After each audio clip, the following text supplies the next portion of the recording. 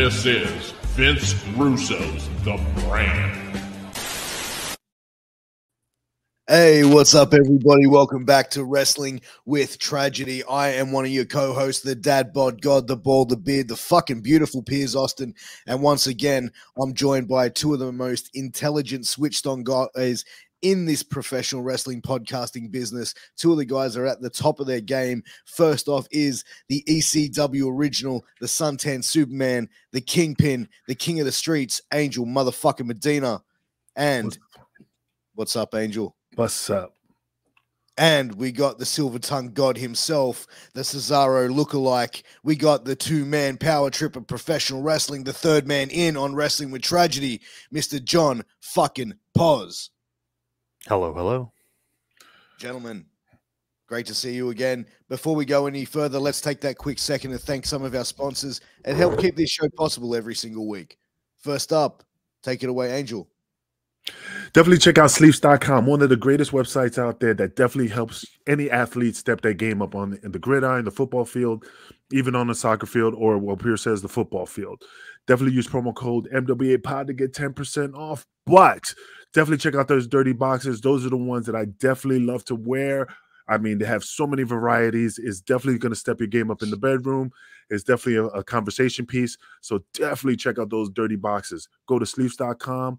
MWA pod for 10% off. Tell them WWT sent you, and we appreciate you.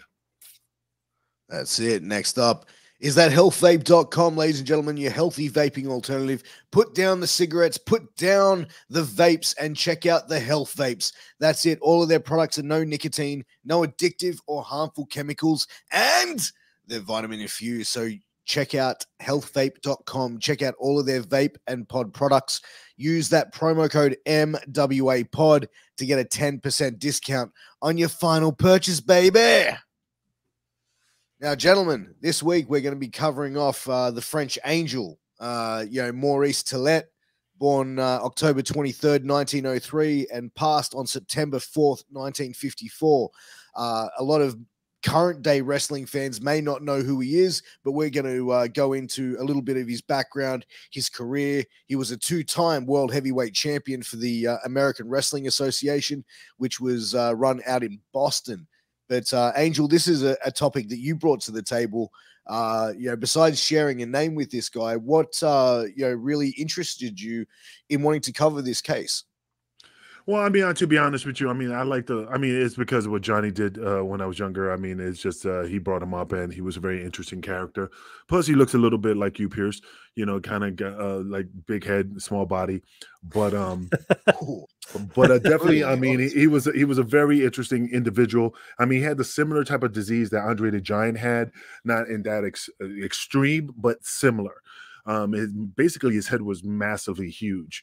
And I think, but again, he had a real small body.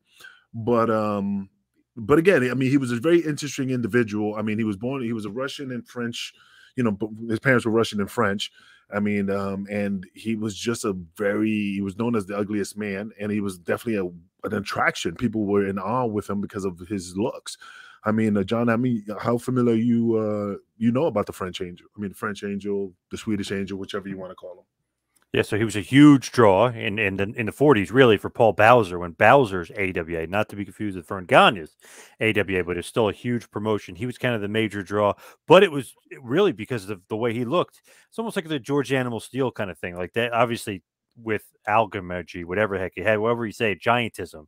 That kind of look where like, holy shit, this guy is so freaking scary, but like you're drawn to him because you want to see like who could beat this guy up, like how can they handle this guy, what are they going to do to this guy? So he had such appeal because he was so ugly, but it's really because of the giantism. And he noticed that, I guess, really when he turned 19 or 20, started noticing this change, and it's from a benign tumor, I think in the pituitary gland. Same thing as the giantism, where it just keeps growing and growing, and his face just kept getting bigger and bigger. His head was massive. I mean, he still had a big body, but his head was huge compared to the rest of his body. Oh, yeah. I mean, he was – go ahead. I was just going to say it's interesting because you hear about this pituitary gland health issue that people have had. I believe Big Show had it, but he went and had a surgery to have it fixed. Andre the Giant had it. But both of these two gentlemen, 7 foot plus. This shot, Maurice Tillett, the French Angel, 5'9". This is what I found surprising. I didn't know too much about it until I went further deep into the disease, which I found interesting. I thought it actually made the person everything just gigantic. Well, I mean, it's almost like the guy who, and maybe John might be familiar with him. I don't know his name, but he's also the strongest, most famous arm wrestling champion, and he has one big, massive hand, and he has in a normal hand. I mean, it's just it's a disease. I mean, like you said, Andre the Giant. I mean, look at the Big Show and look at Andre the Giant. Look at the difference. I mean, the features. I mean, even when Andre the Giant was younger, he was still, I don't want to say the word abnormal. It's just his features were very, you know, everything was massive. You know, everything was big, even when he was younger. Big Show was skinny and tall, and then he just kept growing and growing. But he still, his proportions were still kind of like the same. Yeah. So I mean, it's almost like just as having Alzheimer's, dementia, or the one that Bruce Willis has. They're all a form of one or the other. It's just a different affects the brain differently. So it's probably the same thing with this type of disorder. It's similar to giantism, but of course it affected him in his head, gave him a big stature, but not a massive stature, but his head was huge. So, I mean, again, people were very like intrigued with him because it was just like he stood out. I mean, picture the hat that he wore, you know, it must have made custom hats because, again, I don't know the size of his head, but I mean, he had a huge cranium, but I seen him in pictures wearing hats. So he had to get hands. And his hands and his feet were huge too. Yeah. Yeah. He was like a fucking a guy from fucking Lords of the Rings, man. I mean, those guys had huge feet and huge hands, you know, but those are characters, but he legitimately lived that life. You know, I picture him. Hey, he probably had a fork, like a fork in our hands normal. Their fork was probably like this in his hand. You know, it's probably difficult to handle. That's like Andre too. Like in all those museums, like in the WWE stuff, and I remember WWF New York, they used to have Andre's hand. Like the imprint of his hand. They had Big Show's too. Big Show's wasn't nearly as big, and his fingers weren't nearly as big. Andre's and thick, yeah. Like Andre's was huge. So like it just seemed like hands and feet, and Andre had gigantic feet too, and his head was bigger. You know, a lot bigger than Big Show's. It just seems like I don't know. I guess some guys get hit with it differently. And Tillett was just his hands, his feet, and his head were huge. Big Show got surgery done when he was younger. There was a difference because I think by the time, like, is when I think he had, I'm pretty sure Big Show had surgery. Didn't he? He had the surgery when he was wrestling. Oh, really? I thought he had it when he was like a teen. No, because I remember when we were in Puerto Rico, he was buying some stuff. And I'll throw him out. I'll throw him under the bus. I don't care. But he was buying growth. We were buying steroids at one of the local places, and he brought growth. I'm like, what the fuck you doing? And he's like, well, I'm just buying growth because I want to get lean. And I'm like, don't you have a fucking like pituitary gland issue? You know, ain't that gonna fuck you up even more? Oh man, don't worry about it. And he left the store. So I knew he still had that issue. And this is when I was with the IWA. And then I remember I heard that he had the surgery while he was in WWE. So it was during that time frame. Again, John, correct me if I'm wrong, but that's what I know for sure, that he recently just got it when he was in WWE. I thought it was later on in life. I didn't know exactly when, but I figured it was later on in life when he got it, as far as the surgery. Because I know Google. You got to Google that. I know the fighter Antonio Bigfoot Silva too had the giantism, where I mean, his hands and his feet are just gigantic. He's got a huge head, but he had but he had the surgery, so you know he's still 300 pounds. He's a massive dude, but he's not as big as he could have been, I guess. Oh, for sure. But you know, Maurice Tillett, I think like during the time, like the 1940s when he made his debut, I think wrestling was really in the carny stages of what it was. Yep. You know, and that sort of him being like that freak show almost, like people would come and see it. Where I think in 2022, you know what I mean? Like it wouldn't be as an attraction because I think people have sort of seen people from all different walks of life. And I think back in the 40s and in that time frame, people with these sort of issues were kind of like kept away from the public, so to speak, and not put in that sort of you know, situation to be exposed. But do you think he was taken advantage of? To answer your question, Piers, he went on surgery in the early 90s for his pituitary gland. So right before WCW, he debuted in '95 in WCW. Yeah, so what is that, early 90s, so it could have been in the WCW time, but I remember he said he had that issue, so I thought he had it like at that time, but yeah, it was in the 90s. So it could have been like 96, well, whatever. It could have been before WCW anyway. But it couldn't be before WCW because remember when he first started, he was kind of skinny. He was tall but leaner. Oh, And he then he was in started great getting shape. bigger. Yeah. Yeah, but he was lean, but he wasn't like skinny though. Like what? No, he Was was he ripped That almost. it was Yeah, it he was was almost it ripped. was skinny for a guy who had that gland issue. I mean, he was tall and lean because he used to be a basketball player here where I live. He was a basketball player in Yeah, WSU in Wichita, Wichita. Kansas. Yeah, yeah. And he used to work at I mean, I don't know. I didn't know him at the time, but everybody was like, oh, yeah, he used to work at this bar called the Cowboy. He was a bouncer. And then the funny thing is, then they were like, oh, yeah, he played basketball for WSU, but he sucked.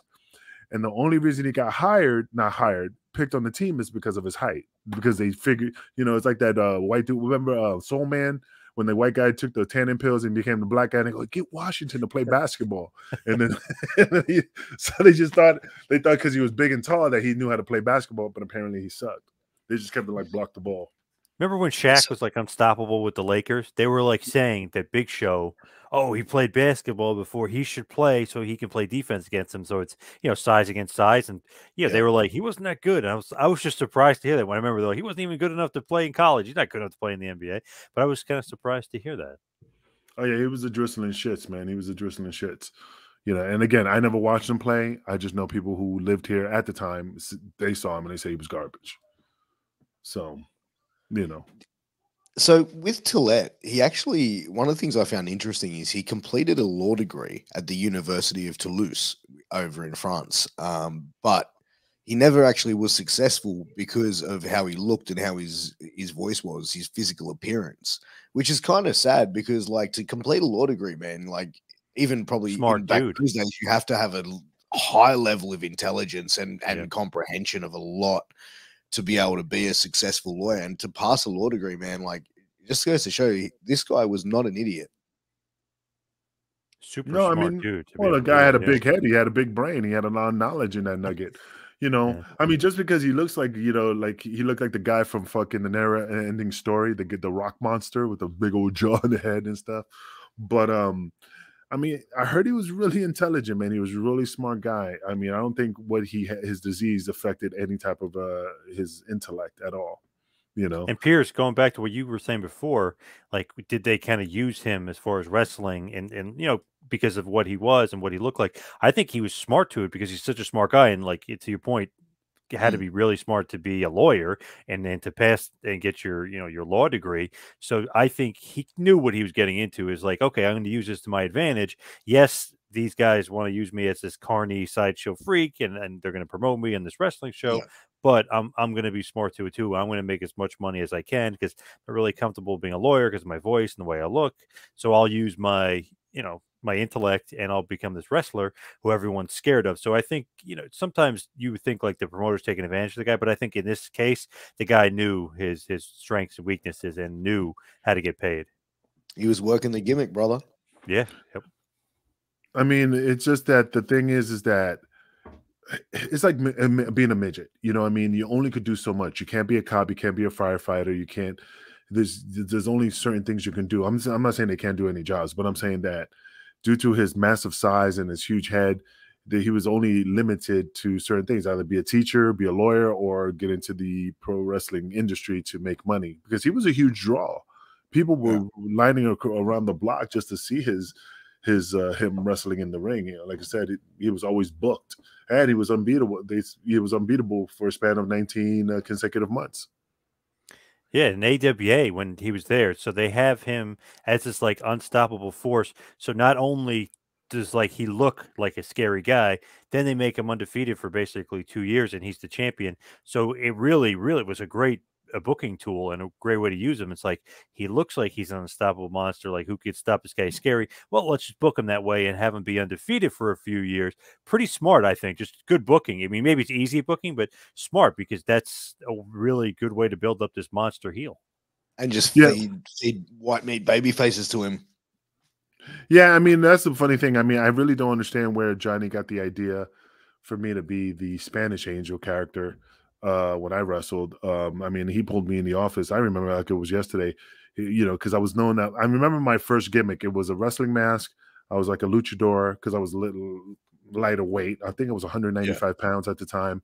I said I got pictures somewhere, but and I was wearing a mask and I was calling myself Omega. I did have a gimmick name called Omega Wrestler, and Johnny's like, no, you know, he let me play with it, but after a while, he didn't. And then I went with another gimmick called called Osiris. It was a fucking like a demonic demon gimmick. No, he let me play with that for a while, but he said no.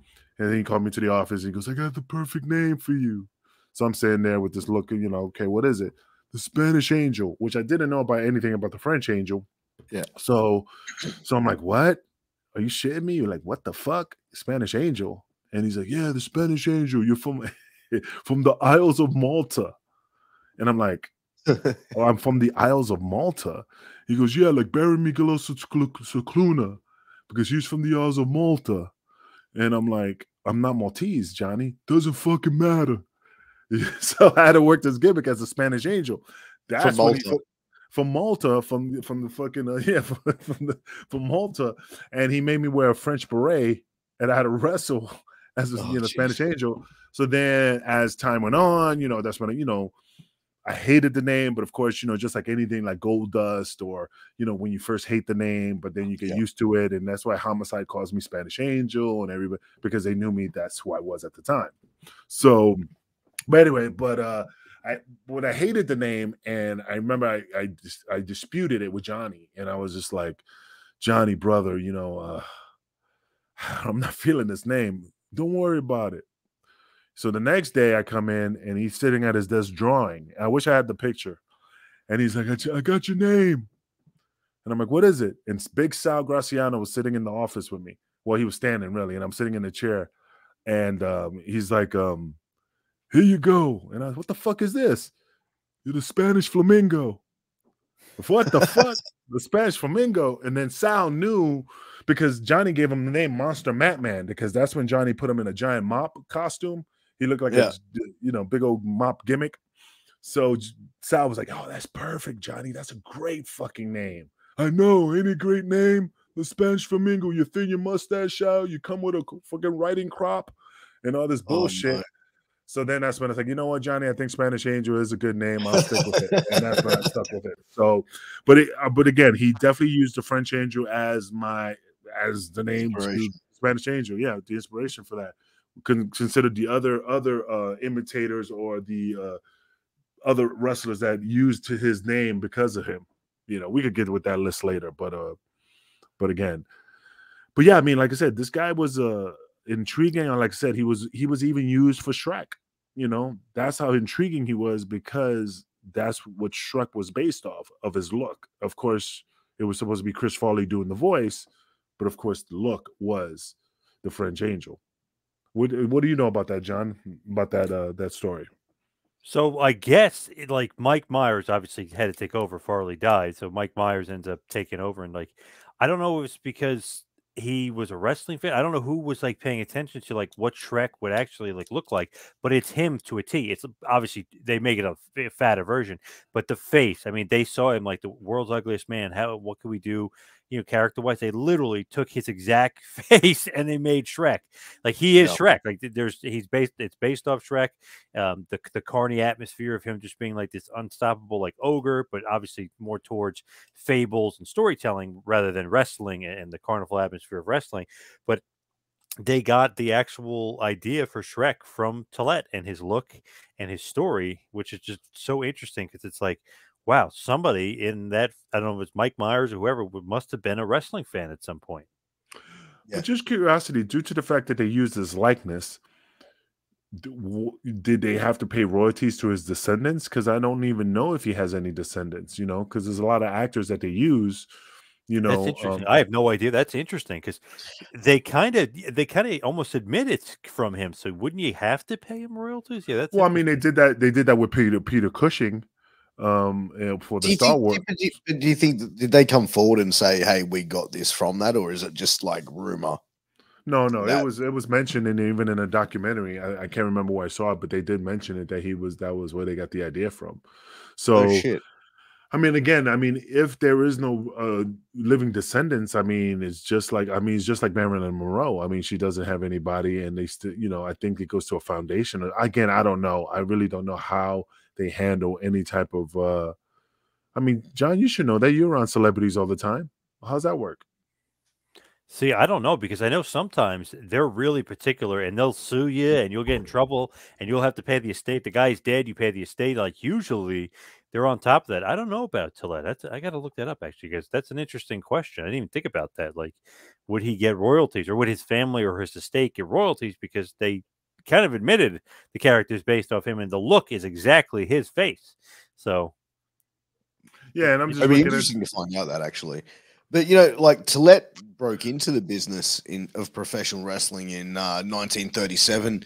Met Carl Pagello in Singapore. Pagello was a professional wrestler and persuaded Tillett to enter the business. Tillett and Pagello moved to Paris for training, and Tillett wrestled for 2 years in France and England until World War II forced him to leave for the United States. In 1939, which I find interesting because why would it force him to leave to the United States? because of fucking World War II. Yeah, okay, so he was fleeing to the. Okay, cool. I mean, you know how fucking the Germans. I mean, the fucking Germans were taking over fucking Russia. They were taking. I mean, they went over and did, blowing up France. I mean, many people were hiding in French chateaus, because of the air raids and the bombing. So of course they wanted to get away from. I mean, I'm not saying that's what he did. I mean, I'm just assuming it's almost like leaving the Ukraine. I mean, you're gonna stick around for so much, and knowing that either they're coming or the battles get closer. I mean, I assume that's the reason why he left, or maybe that's one of them, plus an opportunity to make more money somewhere else. So it's kind of like a benefit of, both worlds. Again, John, what do you think? Oh, no doubt. It had to do with like the war and getting out of there and stuff. I know eventually he joins the French Navy, but 100% it had to do probably with the war, safer for his family and probably financially just to get into a better position for the family. I always thought it was interesting, like following up and reading about him is like his mother said he has the face of an angel. And that's kind of where it came from.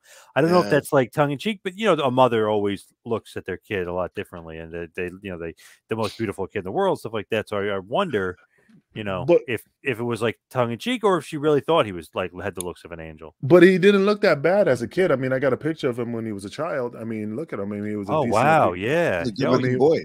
Yeah, so boy. And obviously she gave him the nickname when he was a kid. But yeah, I mean, but then when you look at him as a grown man, I mean, look at the proportion. I mean, it's stuff like, even the Shrek thing. I mean, even right there, it shows him and then there's Shrek. I mean, the shit is fucking uncanny. Yep. And I was just looking it up. DreamWorks never admitted that it was based on him, even though it obviously is. So by them not admitting it, they avoid having to pay any royalties. So yeah, but who would they pay royalties? Because then they can just say no, it's just a coincidence and blah blah blah. Yeah, like it's but even though it's his face, like exactly when he smiles, like that Shrek smile, like it's crazy. But like not long after he moved to the United States, he started getting pushed by Paul Bowser's AWA, and he was wrestling as a French Angel, pushed in the main events, and became a massive draw in the area. As a result of his popularity, he was actually booked, as you mentioned, being the unstoppable, unbeatable, for almost like a span of I think 19 months to 2 years, like which even like I think. Back in those days, like you could have a champion or have someone go undefeated that long and have you could have a champion, have a run of like 4 to 5 years, as opposed to now where it'd be like 4 to 5 months or a 12-month reign would be considered, wow, that's massive. Absolutely. But I was just thinking about this, just to change gears and go back to what Angel was saying. Why did Johnny Rods think you look like Maurice Tillett? That's what I No, it was not. No. Probably. I can't fucking remember. I think I just can't remember. He just brought it up. I mean, he came up with some gimmicks that are still. I mean, he came up with guys like Mad Whipple Whip. I mean, there was some names, man. Pitbull. There was a guy that he called him the Pitbull, and he looked like one of the Spud McKenzie dog because his features, and he called him the Pitbull. I mean, he gave people names, but some of them, look, even when I came back from ECW and I did a show for him, he didn't call me the Kingpin, didn't call me Kingpin Angel, didn't call me the leader of the Baldies. He called me the nasty bad boy angel. I got the poster in the garage, and I'm like, and I sat there like, Johnny, now I'm known, ECW is no longer around, but you still got Matt Striker as Matt Striker, you got Devon Dudley as Devon Dudley, but why are you changing my name? It's just a fucking name, don't worry about it. I'm like, all right, whatever. You can call me whatever you want. So we left it as is. I really don't know what inspired him to use that name. I just know for a fact that that's what he used it for, So I left it as is. If not, it would have been the Spanish Flamingo.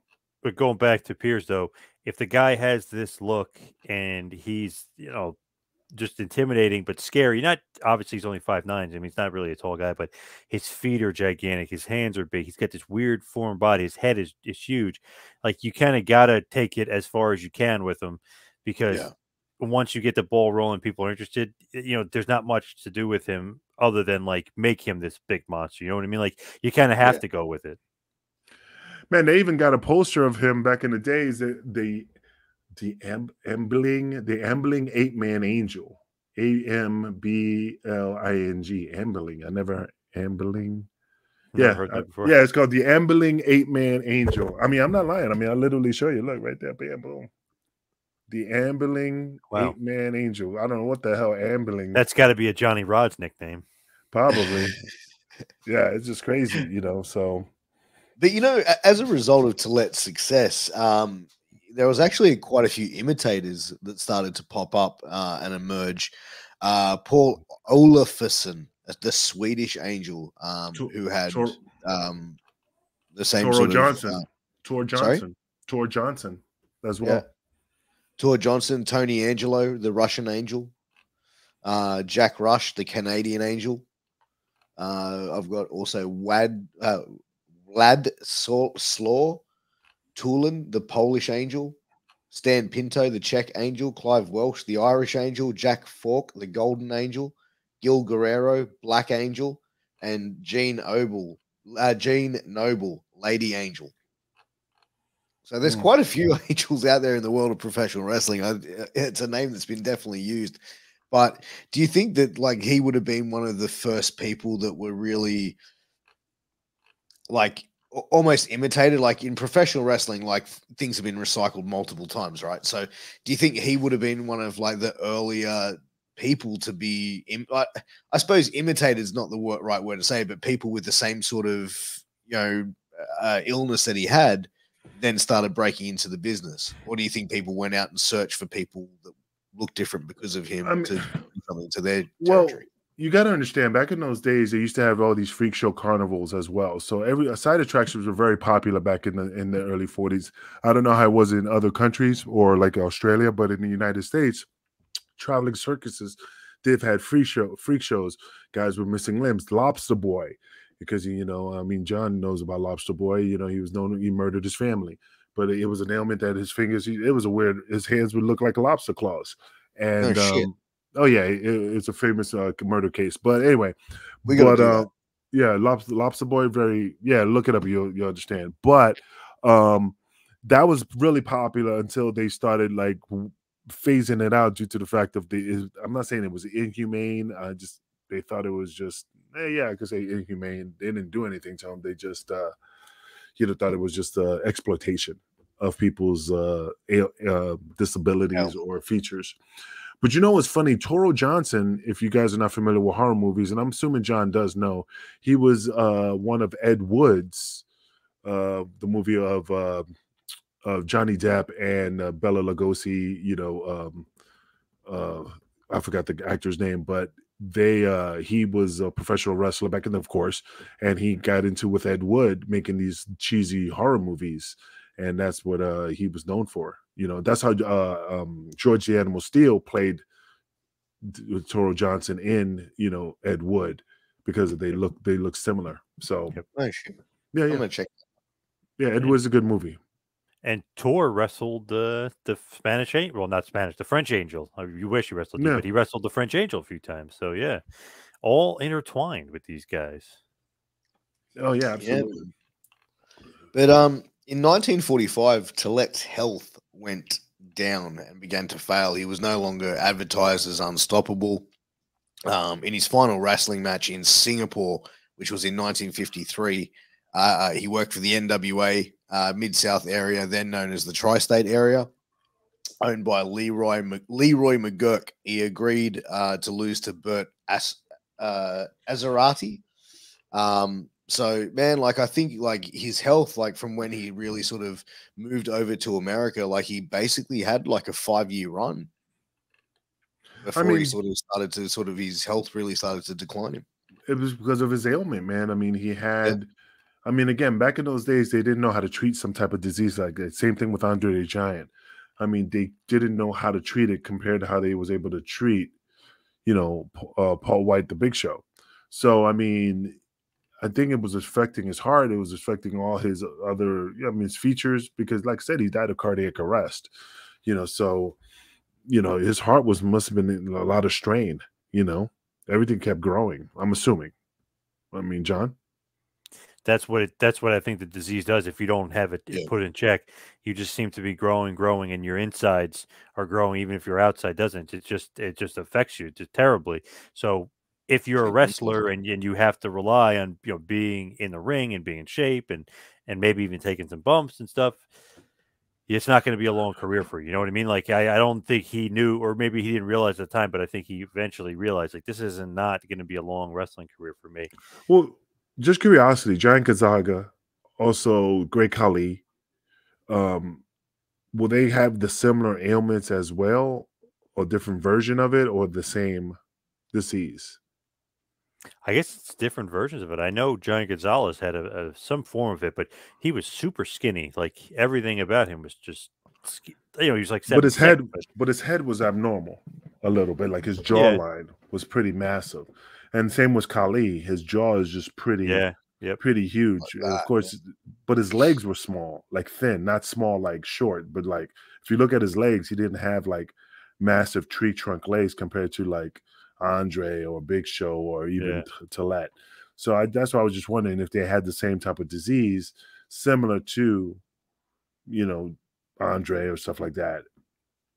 What about Satnam Singh? AEW's new star. You mean Osmosis? No. AEW you didn't see it on the Wednesday night? They just debuted Satnam Singh, literally Great Khali's twin brother. That's what it looks like. Yeah, it looks like Great Khali from Wish. Yeah. No, I never, dude, I don't watch wrestling as I used to, but I definitely got to check him out, He was an NBA player. Well, he was in the D League in the NBA. He never made the NBA, but he was about to be in the NBA, I guess, or could have made it, but I guess he wasn't good enough. But yes, he's 7'2", Indian, looks just like Khali. Well, that's funny. They got to get not as muscular though, not as jacked up. I mean, do you think with that? I mean, look at the guy, the black dude. I keep forgetting his name. I'm butchering it. Almost. Almost. Yeah, I call him Osmosis because he needs to absorb some talent. But again, his features are normal. He's just a big, tall dude. I mean, it's not like he has. And again, I don't know his condition if he does have any. But I mean, he just looks normal. He's just like a big dude, not abnormally massive like compared to the other guys and stuff. But I mean, regardless of their size, I mean, I'm assuming that they can't really do much in normal careers. Well, it'd be hard for him, really. Like, even like you got to think, man, getting on an airplane and going on a flight. If you're 7'2" and 300-400 pound, man, like your quality of life is going to be shit. Like even going and sleeping in a hotel room, if the bed isn't like a long, like a long bed, your feet are going to be hanging over it. You're going to be sitting on a plane in a small seat in coach, like hunched over and being uncomfortable, not being able to use a bathroom on an airplane. Or like, I think it would be a hard way to live. Well, I mean, it is a hard way to live, but I already know the stories in regards to how those things were handled. I mean, Andre the Giant had issues, being on the plane. It was a very uncomfortable situation. But Johnny used to tell me stories because of like Haystack Calhoun they had to literally take him to a certain part of the plane and put up a sheet, and he had a shit in a bucket or whatever. I think he had a shit. Andre the Giant kind of the same way. I heard stories that he, again, they had to put up a sheet, he had to piss in a bucket, because he couldn't fit in the bathroom. So there was ways to maintain, and I'm assuming they had to get it set up that way because knowing his size and be prepared to have that type of stuff for him to use to relieve himself. And again, I think Johnny told me about the Haystack Calhoun because he had like a really bad, bowel movement, and Johnny was joking about how he stunk up the plane and pictured, being stuck in the plane.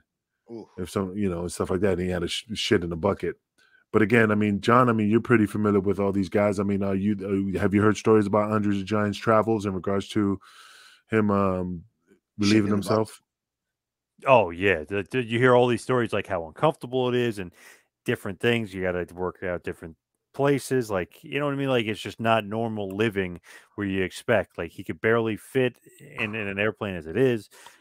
Traveling was rough. Like everything for him was rough, and everyone notices him from a mile away. He's Andre the Giant, and even all those big guys. You can't hide. You know what I mean? You can't. So you have to kind of be on, and you have to be seeing these people. They're all coming up to you. It's rough traveling and being that big. It's funny. Johnny told me a story one time that Andre knew he was on limited time. He knew because he used to blow his money, like really like splurge a lot of money.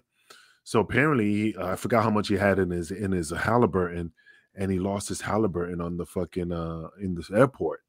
And apparently, it was a pretty astronomical amount. I mean, 10,000, maybe 15,000 payday from Japan.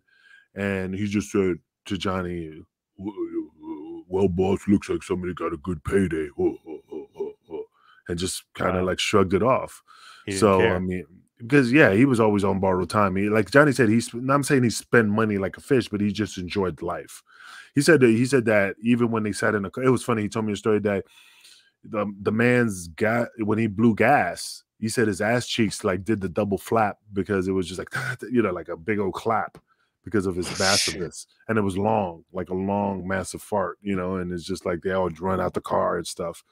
But Johnny said he was a good guy, very, very caring, so, but again, he just lived life to the fullest, because he was uncomfortable. He was in pain all the time. Right. And there was times he was grumpy, like he was really grumpy. That's why he was always "get out" when he yelled at people. And, if he wasn't part of his clique, he was a grumpy dude because he was in pain. Yeah, didn't have time for people's bullshit. Didn't have time to pretend to be nice. And when you're like that, your knees, your hips, all that stuff had to be painful.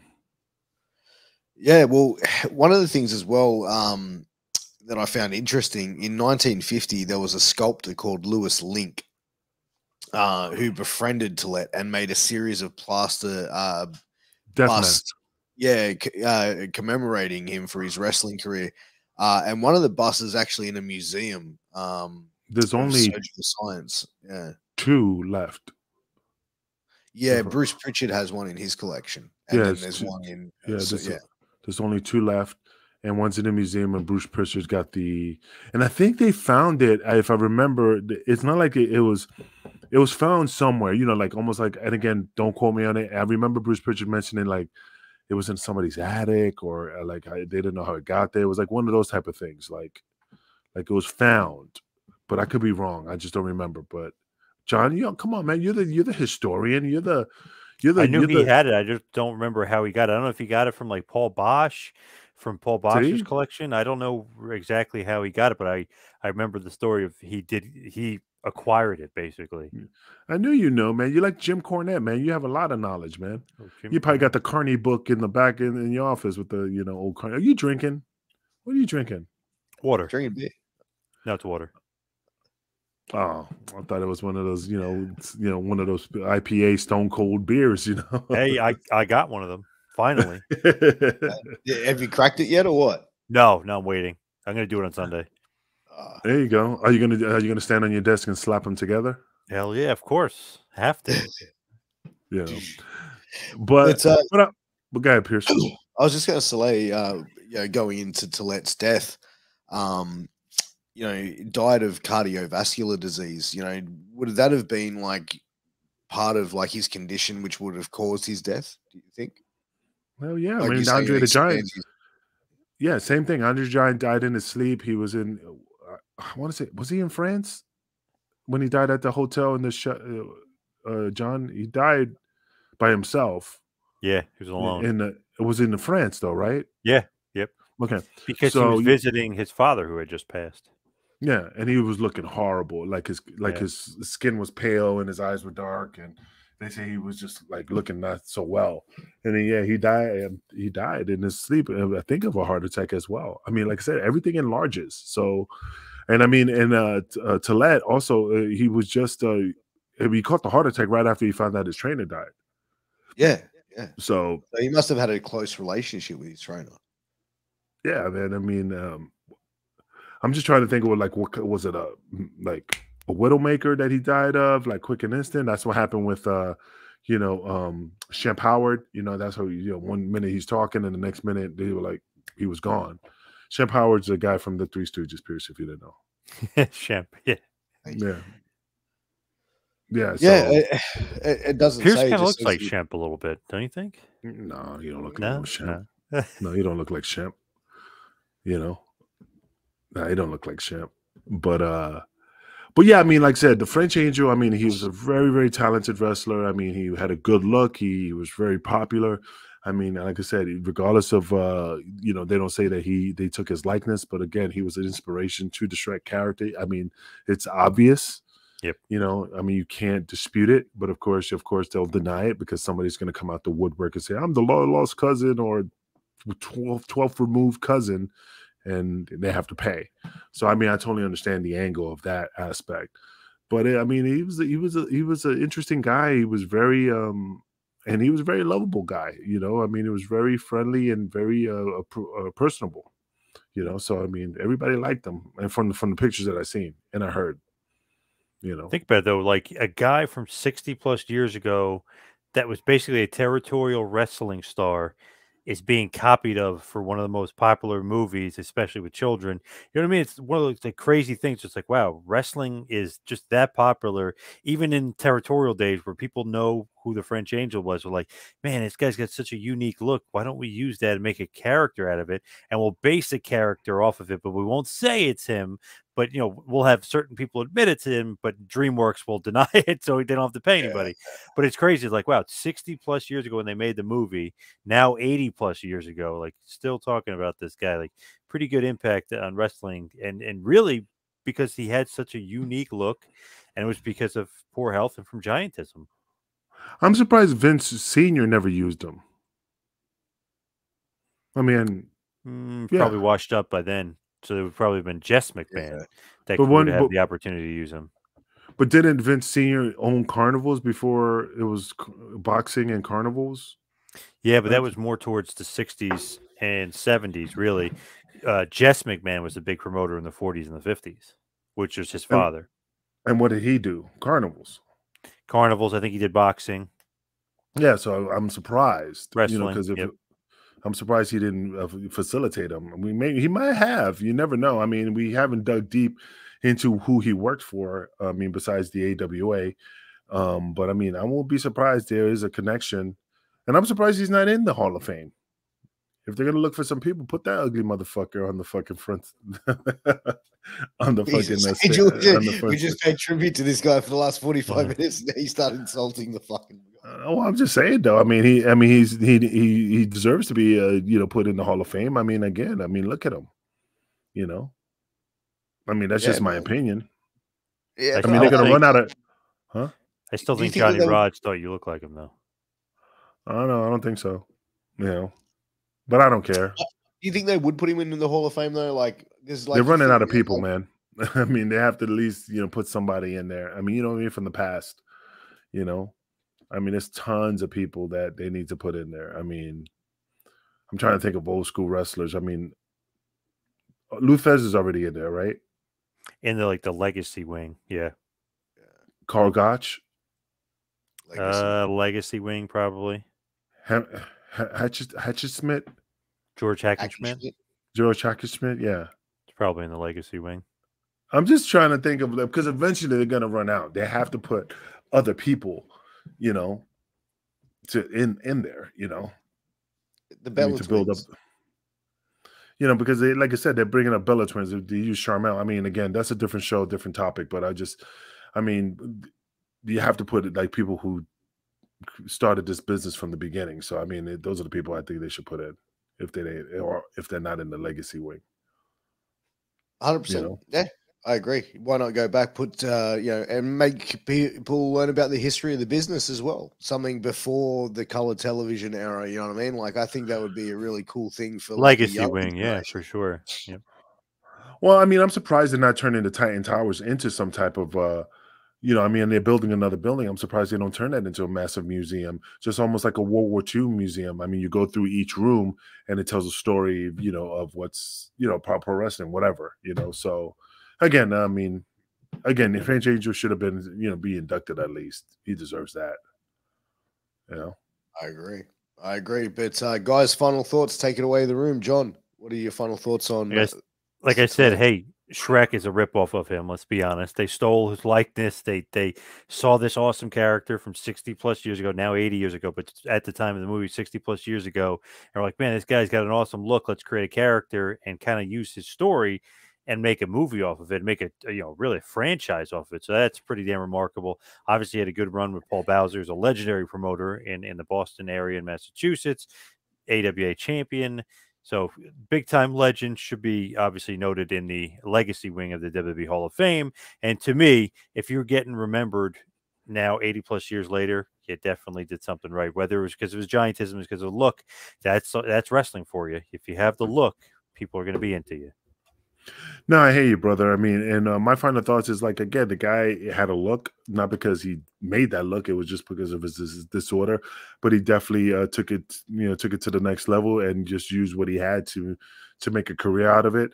I mean, the guy is, he was intimidating. He was very freakish looking, and he had a gimmick, so fans loved him. And, he was used massively across the United States and also overseas. And like I said, the guy is a legend. I mean, again, if he didn't have that look, I mean, of course, Shrek would have not been created. It would have been a totally different character. And I mean, he just contributed a lot to this business. So, I mean, yeah, man, I give him kudos, man. I mean, the guy is a legend. My final thought is I agree with everything you guys have said. Maurice Tillett, a gentleman that died at 50 years of age, had an impact in the world of professional wrestling, world traveled, the French Angel. 50 years of age, man, and pass away is a very, very young age to go. I know I'm 50. But, again, to be able to have DreamWorks basically steal his likeness, for the movie Shrek, which is very evident. You can look at the two and be very understanding of what it is. But look, my final thought with it is I think he was a guy that does deserve an opportunity to be in the Hall of Fame. I do think that they need to start recognizing more of these past legends from the 40s and 50s and even prior to that, and giving them their respect that they're due, because they were really the ones that kicked off this pro wrestling game and made everyone fall in love with what they were doing. And, they are the real, godfathers of professional wrestling. Absolutely, man. But one thing I would love to see, if he was still alive to this day, Will Smith try to slap that face. See if that would really do any type of damage with, that little tiny hand just hitting that massive head, and stuff. But again, man, French Angel, man, again, a classic, my namesake. So what can you do? Well, guys, I think it's time we ride off into the sunset. Huge thanks to our sponsors, Sleefs.com and healthvape.com. Use promo codes MWAPod to get a 10% discount. But, gentlemen, this week was case number 105. Next week, case number 106. We've definitely going to be working towards bringing some entertaining shows in the next couple of weeks for all of the Wrestling with Tragedy audience and fans, and also the Russo's brand fans, where you can get an exclusive look of Wrestling with Tragedy every single week. Make sure you go and check us out on YouTube and all those podcast platforms. Give us a 5-star review. Give us a subscribe, share, like, comment, all that good stuff. But, guys, without further ado, anyone else would like to say anything before we head this show home? No, man, just check us out next week. We do appreciate you sponsoring Wrestling with Tragedy. Definitely check out. I definitely have to put this first.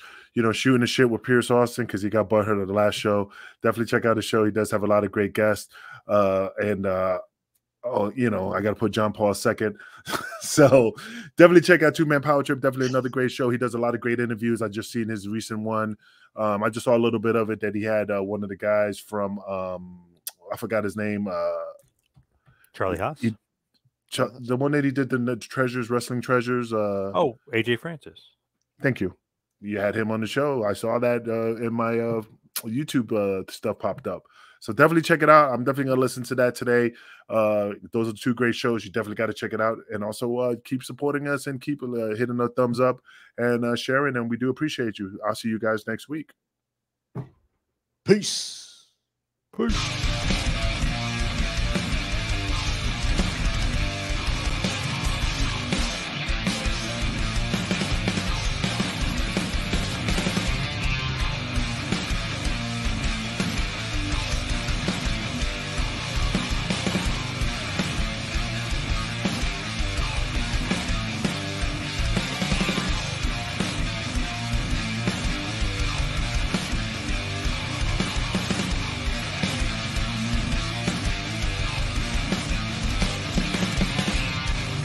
This is Vince Russo's The Brand.